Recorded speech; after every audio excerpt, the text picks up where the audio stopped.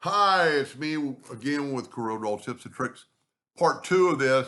This video's only been out a couple hours and somebody's already asked a question because I used this on my icon for the video. And this is the way I had it in the file. And I've got several videos on this, but it is kind of unique and kind of cool to do.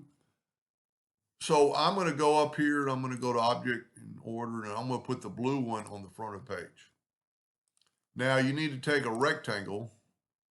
The only stipulation is you need to get all four white corners outside that box. Now I've got the rectangle selected, or the square.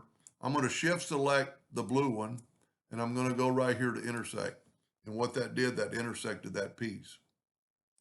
Now what I can do is get rid of the rectangle and take my blue one, go back to order, back a page, and then move this over, and it appears that it's interlocking.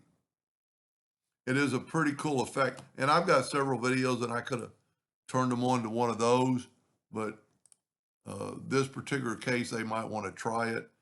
And it, even worse for the interactive fill tool. It doesn't distort or change the fill, which always kind of surprised me. Anyway, and you could do that continuously. You could do it for 10 of them. Anyway, hope that helped and answered his question, and thank you for watching.